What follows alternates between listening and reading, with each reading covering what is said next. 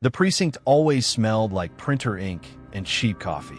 A constant haze of buzzing lights, tired officers, bad attitudes, and a culture that believed the badge could erase anything. She walked into that building almost every day, quiet, polite, invisible, a civilian liaison in a simple blazer, carrying reports that the officers never bothered to read. And that invisibility, that quiet, that harmless appearance, that was exactly why one officer chose her. But this one isn't about a woman who broke under pressure. It's about the day an entire precinct discovered who she really was. Before we dive in, hit subscribe and share, because this one exposes everything. The precinct's double doors groaned every morning, letting in cold air from the street. And every morning, she stepped through them with a steady rhythm, blending into the background like office furniture. Most officers barely looked at her. Some didn't even know her name. To them, she was just the civilian who printed evidence logs and organized file requests. Nothing more. But Officer Mason Cole noticed her, that he was the kind of cop who walked like he owned the building. Wide stance, heavy boots, a badge he tapped with his thumb the way some men tap a weapon. The T first, it was small things. Little intrusions. Long day, he'd ask, leaning on her desk, even though she never invited him. You got plans after work? You live alone, right? Questions she didn't answer. He repeated anyway. He'd stand too close. Close enough that she could smell the mint gum he chewed to hide the cheap whiskey from lunch. She tried to ignore him, tried to stay invisible. But predators never lose interest. They escalate. Soon, he started waiting for her in the garage. Hands in his pockets, watching, saying things that sounded harmless but felt like traps. One afternoon, he stepped in front of the stairwell door before she could pass. You know, he said, some people in this place don't appreciate how helpful you've been. But I do. She didn't respond. She moved around him, but the message was clear, and the pressure was building. Then came the parking lot. Late evening, her car was idling quietly. She reached for the door handle, and his hand slapped against the window. She froze. Mason leaned in, blocking her from opening the door. His voice is low, slow, a negotiation she never asked for. You and Argo start seeing each other. Her pulse kicked. Hard. You work with us, he said. You know how this goes. Don't make me write something up you can't walk away from. That was his power, his leverage, a threat wrapped in a badge that he thought she would stay quiet. He thought she would stay small. He thought she was exactly who she pretended to be. But he was wrong. She looked at him through the window, unmoved, expression steady, and she said nothing, not fear, not tears, just silence, the silence of someone who already had a plan. She drove home without calling anyone, without reporting it, because reporting it inside that building was like throwing a complaint into a shredder. But the next morning, everything changed. Officer Cole strutted into the precinct as if the previous night was a private victory. He laughed with two other officers, told a story, boasted, loud enough for her to hear. Then he pushed open the briefing room door, ready to continue whatever intimidation ritual he thought he had started. But the moment he stepped inside, he froze. She was already there, standing at the front, not her blazer, not holding her clipboard. Instead, a black credential lanyard hung from her neck. Sleek, heavy, metallic, and instantly recognizable. Not local, not state, federal intelligence, covert operations division. The kind of badge that outranked the entire building. The room changed temperature. Officers straightened in their chairs. Someone dropped a pen. Officer Cole blinked. Confusion, disbelief, a crack in his arrogance. She didn't raise her voice, didn't move toward him. She simply pressed a small remote in her hand that a screen behind her lit up. Footage, audio, timestamp clips from cameras around the precinct. Every word he whispered, every step he took behind her, every thread recorded, logged, verified. Cole's face drained of color. "What is this?" he said, voice tight. She didn't answer him. She spoke to the room. "For the last 7 months, I've been embedded here under a DOJ task force. Civil rights violations, retaliation patterns, coercion networks, suppression of internal reports." Her tone was calm, Professional. Deadly. You were not the only officer under review. A supervisor tried to interrupt. Okay, let's not. Two agents stepped forward from the back of the room. No one had noticed them before. They shut the door. Firm. Final. Cole tried again. This is a mistake. She misinterpreted. Another agent stepped beside him. Don't, the agent said. Cole tried to stand on his badge. But in that room, that badge meant nothing. She continued. Your behavior was documented. Not for days, not for weeks, for months. You're not an isolated incident. You are evidence. Cole's hands began to tremble. His voice cracked. Wait, hold on, I didn't do. But the agents were already moving. Cold steel clicked around his wrists. Officers who once laughed with him now stared at the floor. WY nightfall. 3 officers were suspended. Internal affairs was removed. Federal oversight took control. And the woman he tried to corner walked out of the building with the same calm expression she wore the first day she arrived. Except now the room finally understood. She wasn't there to file reports. She was there to expose them. Before we continue, don't forget to subscribe and share.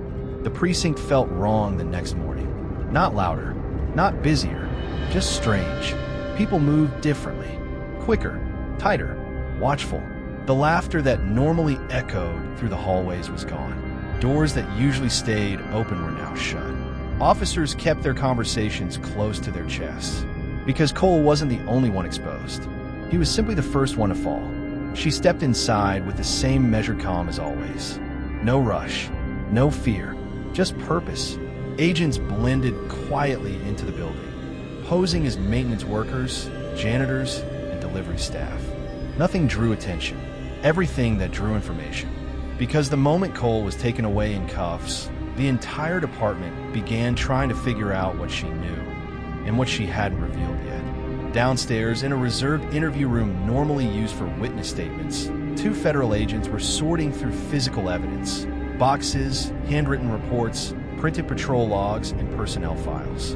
One of them slid a manila folder across the table toward her. You should sit, he said. This isn't small. She sat, opened the folder. Then her jaw set. Inside were copies of documents that shouldn't have crossed Cole's desk. Internal memos, employee reviews, shift rosters, parking assignments, background summaries, all belonged to her, and every page had one thing in common. Cole didn't have permission to see any of it. She flipped through the papers again, slower this time. He had archived copies, not digital, not emailed, pulled straight from filing cabinets. Someone let him into rooms he wasn't authorized to enter. Someone unlocked drawers that should have stayed shut. Someone gave him access to her life. A federal agent stepped closer. These aren't things he stumbled onto, he said. Someone handed these to him. She didn't speak. She didn't react. But inside, something heavy clicked into place. Cole wasn't acting alone. He had help. Human help. High-ranking help. Later that afternoon, another agent approached her. We need you downstairs, he said quietly. It's about the night he cornered you. They walked into the garage. Cold, echoing, fluorescent lights flickering like they were tired of staying awake. The same garage where Cole had put his hand against her car, where he tried to press himself into her life, where he thought she was powerless. The agent knelt near a stack of supply crates and lifted a small metal box wedged behind them. It wasn't new. It wasn't modern. Just a rusted gray lockbox with a broken hinge. Inside were handwritten notes, names, dates, descriptions of women, short, disturbing sentences. Some crossed out, some with stars next to them, some with phrases like too risky, easy, needs pressure, avoid witnesses. And then there was one page that stopped her cold. Her description, in Cole's handwriting, quiet, cooperative, watches everything, could be useful. Her hand tightened around the page. Not flattery, not obsession. Assessment, deliberate, predatory. And he wasn't the only person who contributed. Different handwriting filled the margins. Different pens, different men. This box wasn't Cole's. This box belonged to a group. A pattern, a ritual. Her voice was steady when she spoke. How long has this been here? Years, the agent replied. Maybe longer. The garage suddenly felt smaller. Darker, more dangerous. She wasn't just dealing with one officer. She was dealing with a circle built on silence. Upstairs, command staff was forced to sit through a federal debriefing. Anger spilled out from behind the closed door. Raised voices, chairs moving, someone pacing. Then the door swung open. Captain Howard stepped out, looking like someone had pulled the ground out from under him. He spotted her in the hallway, stopped, stared. His eyes didn't show anger or annoyance. They showed fear. He walked toward her, not fast, not slow, just determined. When he stood close enough, his voice dropped. "You think Cole was the worst of it?" he asked. Face strained, jaw tight. She didn't blink. "You're walking into something older than me," he said. "Older than this building. And if you keep pushing the way you're pushing," he exhaled hard, "you won't like who comes after you." She didn't react. But Howard's warning wasn't a threat. It was a confession. He turned and walked away, leaving her standing in the hallway with a truth no one dared to say aloud. The problem wasn't Cole. The problem was the culture that created him. She left the precinct after dark. Cold wind brushes her coat. A federal escort a few cars behind, quiet, discreet, barely noticeable. She moved through the city's traffic with steady focus. Then she saw it. A black SUV, parked crooked, lights off. The engine is humming like a threat waiting for permission to move. Her instincts sharpened. She kept driving. The SUV pulled out. Hard, fast, too direct to be a coincidence. Her escort vehicle accelerated. The SUV swerved across lanes, heading straight for her side of the road. No hesitation, no confusion. Intent, the kind that isn't meant to scare, the kind meant to end things. The federal car cut in front of her, metal screeching as the SUV slammed into it with a thundering impact before veering off, tires screaming as it disappeared into the night. Gone. No plate visible. No driver identified. Just a warning. A violent one. She gripped the steering wheel, breathing slowly, controlled. Someone wanted her eliminated. Not scared. Not threatened. Gone. And whoever they were getting desperate. Back at her temporary safe house, a modest apartment rented for federal operations, she reviewed the day's evidence. Paper files spread across a kitchen table. Notes. Handwritten witness logs. Old complaint forms. She flipped through the stack that documented Cole's behavior. Then she froze. One folder was missing. A complaint filed 2 years earlier. A woman who described being cornered in almost the same way Cole had cornered her. A woman whose report mysteriously disappeared back then. That folder was gone now, too. She checked the box again. Empty. She checked the pile. Nothing. She scanned the room. Every surface, every file stack. Gone. Someone had taken it during the chaos at the precinct. Someone who knew exactly what needed to disappear. Someone who knew she'd find it. And someone bold enough to break into a federal operations safe house. Because this wasn't internal affairs losing evidence. This was theft. This was a message. This was a challenge. Before the story digs deeper into the corruption buried behind those walls, don't forget to subscribe and share. The precinct was too quiet when she arrived.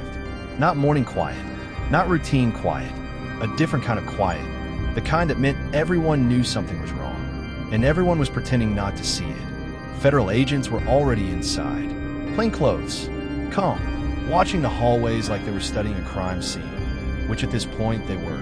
The moment she stepped through the door, one of the agents pulled her aside. "They hit the main evidence room," he said. "Not just IA, not just your boxes. Everything is tied to your months here." She nodded once. "How bad?" she asked. His jaw tightened. "Bad enough we know it wasn't a random break." He lowered his voice. "Someone used a master key." Her pace stopped. A master key wasn't something anyone could copy. It wasn't something left lying around. It wasn't something rookies handled or detectives misplaced. A master key was restricted to only a few people. Command staff, supervisors, captains, which meant the break-in wasn't a breach. It was an inside job, and it was sanctioned. The agent led her downstairs. The stairs groaned. Lights flickered. That same old smell of bleach and stale air filled the stairwell. The door to the evidence room was cracked open. An agent stood outside, arms crossed, expression carved from stone. He opened the door wider. "You need to prepare yourself," he said quietly. She stepped inside. Shelves were pulled apart, drawers left open. boxes sliced open with box cutters, paper scattered across the floor. Not random, not messy, strategic. Whoever did this knew exactly what they were looking for, and they took it fast. Her case files were gone. Everything was tied to her undercover operation. Every report she had monitored, every complaint she flagged, every pattern she recognized, every handwritten note she'd gathered. Gone. But something felt off. Too off. The mess wasn't convincing. It wasn't chaotic enough. It looked staged. Someone wanted this to look like a frantic break-in. But the kind of person who moves fast leaves things behind. Here, everything was gone. Everything with value. She crouched near a shelf, traced her finger along the dust on the metal. Clean streaks, fresh fingerprints, barely dry smudges. The intruder had touched everything, which meant they were desperate, rushed, cornered, and careless enough to make mistakes. A torn piece of paper peeked from behind a knocked-over storage crate. She reached for it, carefully, slow, knowing crumbs left behind were never accidents. It was a half sheet of a duty roster. Old, 2 years old, but the date wasn't the part that mattered. The handwritten note in the corner was a name, one she recognized instantly. A name tied to the past complaints she found. A name tied to old misconduct cases that mysteriously disappeared. A name she hadn't seen mentioned once since the investigation began. Lieutenant Patrick Hale, a man who retired early, a man who left suddenly, a man the precinct hadn't spoken about in months. She stared at the name. The agent leaned down beside her. "You know him?" She nodded. "He's tied to several unresolved complaints, and he disappeared right around the time the culture here got worse." The agent frowned. "You think he's connected to this?" She didn't answer. She didn't need to, because something else hit her. That piece of paper had fallen behind the crate long before last night. 2 years ago. Hidden. Forgotten. So why was it suddenly the only item untouched in the entire room? Unless the person who cleaned out this place never checked behind this crate. Because they were rushing. Because they were panicking. Because they were afraid someone would walk in. Because they didn't expect her to find this. This wasn't a clue left intentionally. This was a mistake. The first real one. She walked back upstairs. Focused. Quiet. Carrying the torn roster in her pocket like a loaded weapon. Eyes followed her. Officers who usually ignored her now stiffened when she passed. Some turned away. Some whispered. Some stared too long. She wasn't invisible anymore. She was the threat, and they knew it. As she passed the break room, 2 officers abruptly shut their conversation down. A locker slammed somewhere nearby. A lieutenant she hadn't spoken to in months stepped aside quickly, refusing to meet her gaze. It wasn't guilt. It wasn't fear. It was recognition.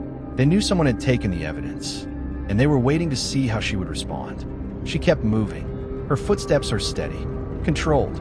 If they were watching her, she was watching them. Downstairs, an agent was questioning one of the night shift officers.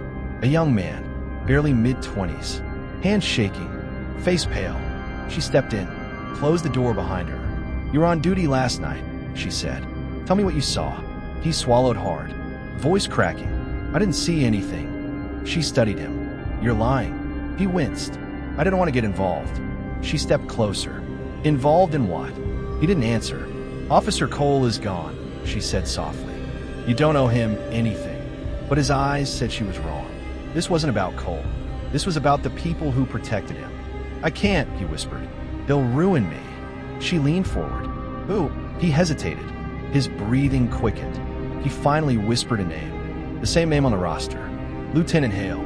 Her chest tightened. Not with fear, with confirmation. "He's back?" she asked. The officer nodded once. "Barely. He came in last night." He whispered. He didn't sign the log. He didn't speak to anyone. He went straight to the evidence room. She felt the air shift. Heavy. Sharp. Calculated. She asked quietly, "Is he here now?" The officer shook his head. He left before sunrise, and he took something with him. "What?" The officer swallowed hard. "A record box. I couldn't see the label, but it looked old. Thick, brown tape around the edges." Her stomach tightened. The old boxes were the worst ones. The early complaints. The ones internal affairs buried. The ones that smelled like decades of abuse. Hale didn't just take her files. He took history. She left the precinct at dusk, federal escort trailing behind. The air is colder than usual. The streets are darker. Halfway home, she noticed a dark sedan in her rearview mirror. Not the escort. This one was older, unmarked. Windows rolled low enough to show only shadows. It stayed 2 cars back, never changing lanes, never slowing. She didn't panic. She simply kept driving. Calm, quiet, alert. At the next turn, the sedan followed. At the next turn after that, it followed again. Too controlled, too exact, the kind of tale done by someone with training. She tightened her grip on the steering wheel. Not fear, focus.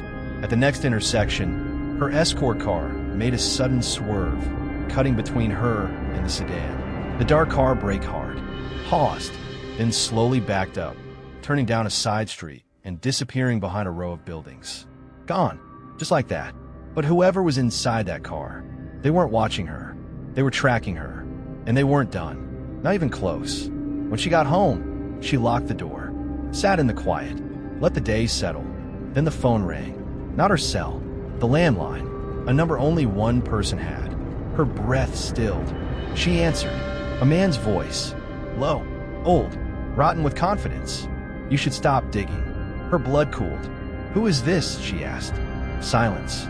Then, you don't understand what you've stepped into. She kept her voice steady. Lieutenant Hale, a soft chuckle. Dark, pleased. You're smarter than they said.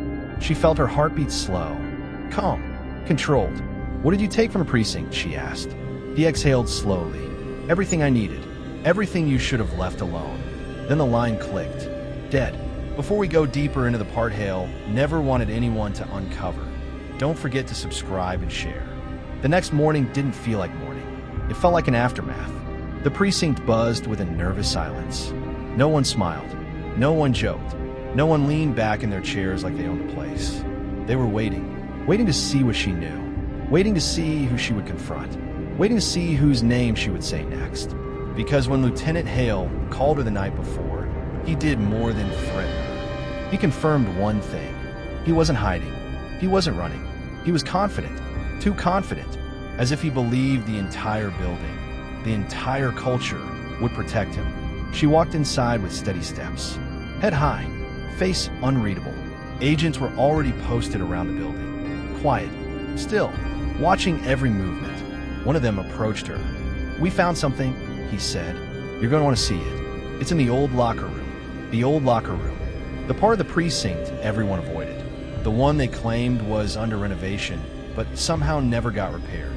She knew before walking in, whatever they found, someone had been hiding it for a long time. When she reached the old locker room, she smelled it before she saw it. Dust, mildew, old sweat that had seeped into the wood over the decades.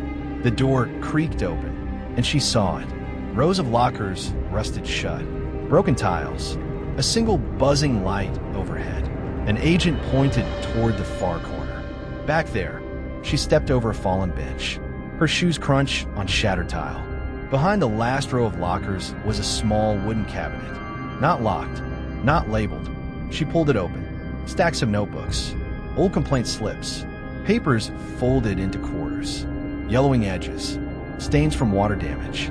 Not recently moved, not recently touched, but hidden deliberately. She lifted the first notebook. Her breath tightened. Inside were messages. Short, coded, crude, all written by hand.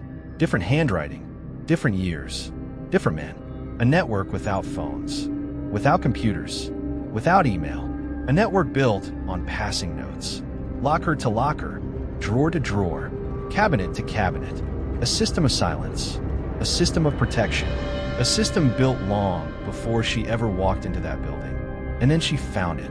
A folded piece of line paper, thicker than the rest, heavier. She opened it and froze. Her name, written in ink, underlined twice. Not by Cole.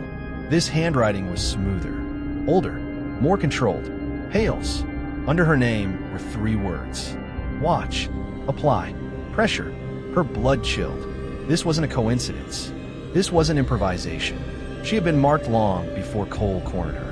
Marked by someone who studied patterns, studied people, studied weaknesses, someone who followed the same playbook for years. and expected the same results.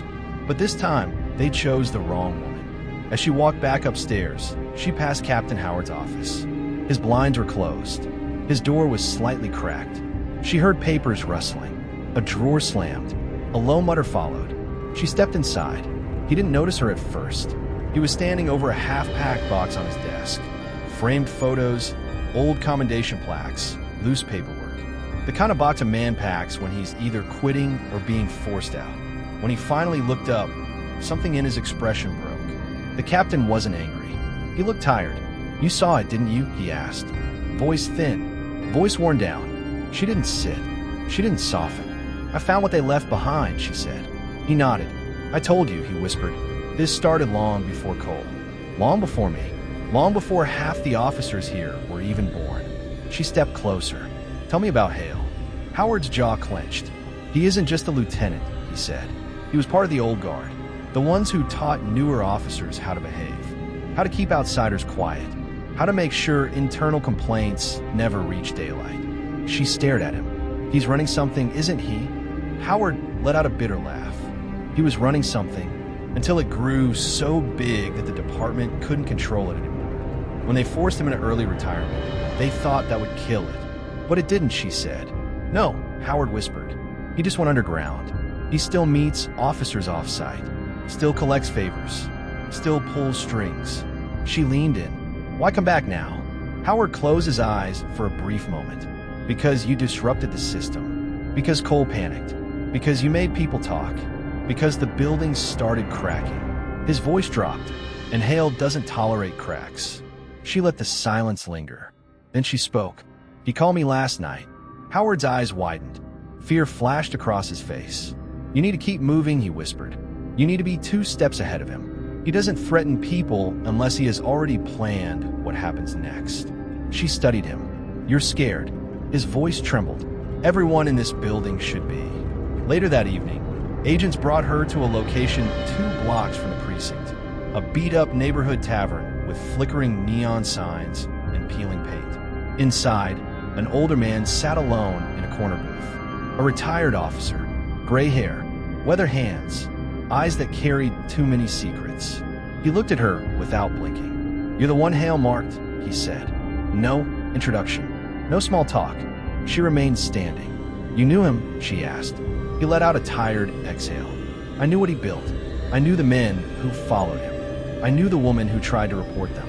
And I knew what happened to every single one." Her spine straightened. "What happened?" He looked down at his hands. "Transfers, disappearances, medical leaves, forced resignations. Some just stopped showing up to work." She felt the weight of each word. He continued. "Hale doesn't break rules. He breaks people." She didn't flinch. What did he take from the evidence room? The retired officer swallowed. His old files, he whispered. The ones the department hid. The complaints. The reports. The original statements they buried. She leaned forward. "Why now?" His voice dropped to a low tremor. "Because if you found them, the chain falls apart, and Hale goes down with it." He looked her dead in the eyes. He will not allow that to happen. Night settled. Cold. Quiet. Unforgiving. Federal agents escorted her back to the precinct to gather the last of the physical boxes that hadn't been tampered with. She walked into the hallway. Everything looked normal. Too normal. Then she saw it. A single paper lying on the floor outside her makeshift workspace. Folded once. Deliberately placed. Her stomach tightened. She picked it up. Unfolded it. A single handwritten line stared back at her. "Stop. Last warning." No signature. No elaboration. But she knew the handwriting. Everyone who had dealt with Hale knew it. Footsteps echoed behind her. She turned sharply. A shadow stood at the end of the hallway. Tall. Still. Watching her. But the face was hidden. When she stepped forward, the shadow walked away. Slowly. Calmly. Vanishing around the corner like it had all the time in the world. Her pulse steadied. Not with fear. With resolve. If Hale wanted to play in the shadows, she'd pull him into the light. Before we reveal what Hale planned for her, don't forget to subscribe and share. The darkness didn't feel accidental. It felt planned. Emergency lights flickered weakly in the hallway. casting long red streaks across the floor.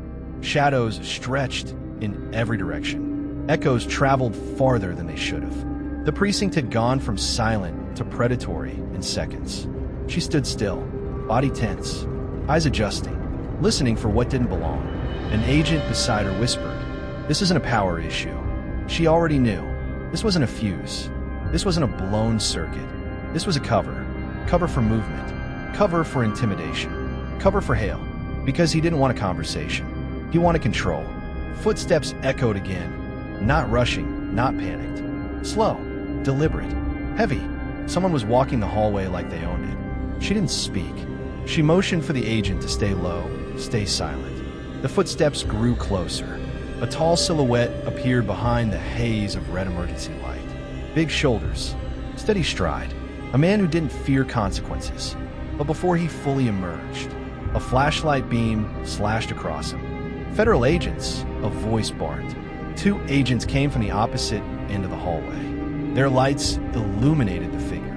Officer Raymond Locke, a man with a thick neck, cold eyes, and a reputation that made rookies anxious. He wasn't a follower. He wasn't a bystander. He was one of Hale's original protégés. Locke froze when the lights hit him. That brief hesitation said everything. He didn't expect to be caught. Not tonight. Not by her. Not with federal eyes around every corner. "Evening," Locke said casually, stepping back a little. Didn't expect company. The casual tone made the air colder. Fake innocence always did. An agent stepped forward. "Where were you going?" Locke shrugged. "Bathroom." In the dark, Locke's lips curled. "Power goes out sometimes." "Old building." The agent didn't move. "Where were you really going?" Locke's jaw twitched. Just barely. But she saw it, and she understood. He wasn't walking. He was hunting. The agents didn't arrest him. Not yet. Federal protocol required evidence. Procedure. Verification. But Locke didn't need to be arrested to reveal what mattered. He feared nothing would happen tonight, because he already knew what Hale had put with Locke temporarily contained. She stepped back into the office where the agent had handed her the sealed envelope before the lights died. It was still in her hand, still warm from her grip, still heavy with anticipation. She tore it open. Inside were two items. A folded map of the county, marked with circles, for circles, all near rural outskirts. A single sheet of paper with typed names. Old names, familiar names, names of women. Women whose complaints disappeared. Women whose careers ended abruptly. Women she'd seen referenced in the notes hidden in the old locker room. Women are tied to the same patterns. Women tied to Hale. As she scanned the list, her breath tightened. There were dates next to each name. But the dates weren't complaint dates. They were disappearance dates. Some resigned, some moved, some vanished. But the timeline didn't match official records. These dates were earlier, much earlier. She looked up sharply. Hale kept his own ledger, she said quietly. His own documentation. He wasn't covering up misconduct. He was keeping score. The agent standing beside her exhaled slowly. "This isn't just corruption," he said. "This is organized intimidation." She took another look at the circles on the map. For locations. All abandoned buildings or remote lots. All places where Hale's influence would go unnoticed. One circle was marked in a darker pen, as if updated recently. She pressed her thumb against it. "This is where he went after the break-in," she said. Before she could gather the team to head out, a loud shout echoed from down the hall. "Captain down! We got a man down!" She spun and sprinted toward the commotion. Captain Howard was slumped against the wall outside his office, gripping his side. Sweat was dripping down his face, breathing ragged. An agent held him steady. It wasn't an attack, Howard insisted through gritted teeth. "It's stress. Weeks of it. I'm fine." But he didn't look fine. He looked like a man carrying a secret too heavy to hold anymore. She crouched beside him. "What happened?" Howard stared at her, eyes sharp through the pain. "You're getting too close," he whispered. "Hale knows you found the old locker room. He knows you spoke to Jensen at the tavern. He knows you're following the map." Her breath stilled. How does he know? Howard closed his eyes. Because someone in this building is still feeding him information. A cold, heavy truth settled in her chest. There wasn't just a shadow network. There was an active mole inside the precinct, watching her, feeding Hale, every step she took. "Who?" she demanded. Howard swallowed hard. "I don't know who it is, but I know where Hale's heading next." She leaned closer. "Tell me." He inhaled deeply. Pain tightened his jaw. Hale had a place outside the county line. Used it for off-the-record meetings. An old boarding house. Burned years ago. He still uses the land behind it. She memorized the location instantly. Howard grabbed her wrist. "You can't go alone," he said. "That place isn't just a location. It's a graveyard for the truth." Agents gathered quickly. No sirens, no lights, no uniforms. Unmarked cars only. Quiet, hidden, purposeful. She climbed into the back of the lead vehicle. The air was tense, thick with unspoken fear. 2 agents sat in front. One of them asked, "Do you want backup from the county?" "No," she said immediately. "Do not involve local law enforcement." Because someone fed Hale information. Someone who had access to every move she made. Someone who worked inside these walls. She wasn't about to hand Hale her next step. The car sped toward the outskirts. City lights faded behind them. Dark fields stretched out ahead. The wind picked up. The world felt emptier. She stared out the window. Every turn brought them closer to the territory Hale controlled. Every mile deeper dragged them further from safety. But she didn't hesitate. Not once. Because fear isn't what stopped Hale's men. Exposure did. The burned boarding house looked like a skeleton. Charred beams, ash-covered steps, sagging roof. Long-forgotten memories soaked into every board. It wasn't haunted by ghosts. It was haunted by secrets. The team split silently. 2 agents to the left, 2 to the right, or straight down the center. A faint trail in the dirt led behind the structure. Fresh footprints. Large. Heavy. Hale's size. Her heart slowed to a near-perfect stillness. She followed the trail. Past the collapsed porch. Past scorched tree trunks. Past the remains of a shed. Then she saw it. A small wooden door. Half buried. Leading underground. She motioned for the agents. One whispered, "This wasn't in any property report." "Of course it wasn't," she said. "Because Hale didn't build this for storage. He built it for hiding." They moved closer. The smell of damp wood and earth seeped through the cracks. She pressed her ear to the door. Voices. Low. Male. Steady. A conversation. She signaled the team to hold. Every muscle in her body tightened with purpose. This was it. The core. The headquarters. The place Hale had been protecting for decades. And then, her radio crackled softly. Movement behind you. She turned.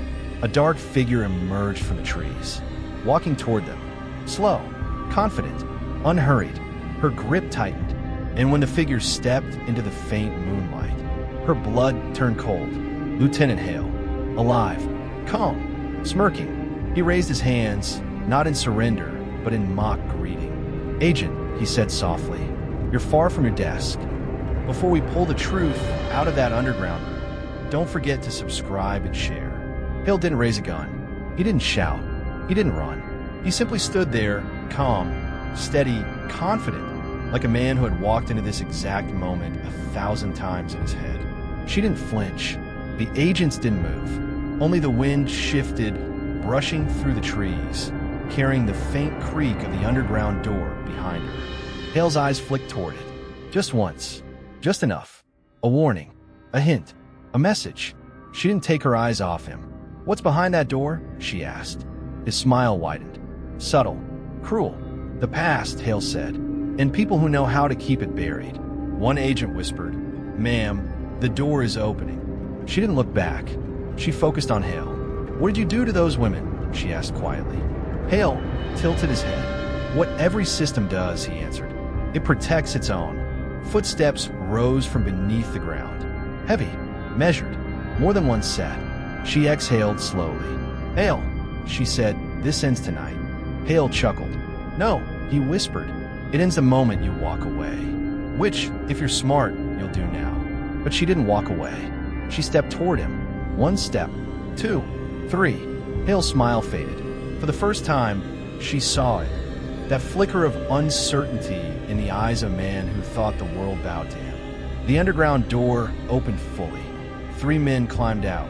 Older, broad, weathered, their faces half-shadowed, half lit by moonlight. Officers who once served under Hale. Men from the old guard. Men whose loyalties were forged long before body cameras, oversight committees, or accountability. Hale gestured toward them like they were pieces on a chessboard. "Gentlemen," he said, "the agent has questions." The tallest man stepped forward. "No questions needed," he growled. "We settle this tonight." Agents flanked her instantly. Guns drawn. No hesitation. The men didn't flinch, didn't reach for weapons, didn't panic. They simply watched her, like they were measuring her resolve. She stared each one. "Where are the women you targeted?" she demanded. A beat. Cold. Silence. Then one of the men spoke. "All gone." Her jaw tightened. "What did you do to them?" His voice stayed flat, made sure they couldn't speak. Her stomach tightened, not with fear, with anger. Deep, slow, controlled. "And the files?" she asked.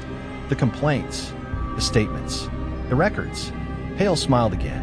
"Burned," he said. "Some truths don't deserve a paper trail." Her voice sharpened.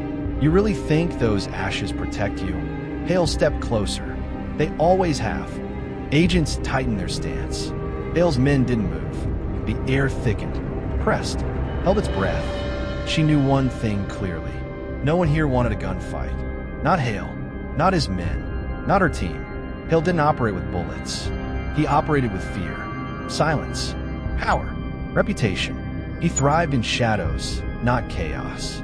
"Hale," she said, "you're going to answer for every woman who walked into this system and never walked back out." Hale shook his head. "Agent, you don't understand. I stopped keeping count years ago." A muscle in her jaw twitched. "And that's exactly why you're done." She lifted her hand. Agents surged forward, but Hale moved faster than expected for a man his age. Sharp pivot, quick step, hands up as if surrendering, but traveling backward, toward the underground door. "No," one agent shouted. But Hale wasn't trying to escape underground. He was stalling. The tallest man suddenly lunged forward, grabbing her by the arm, yanking, trying to pull her off balance. She didn't fall. She twisted, drove her heel into his knee, and snapped her shoulder free. Agents pounced. The fight was fast, ruthless, bare-knuckled. One officer swung at an agent.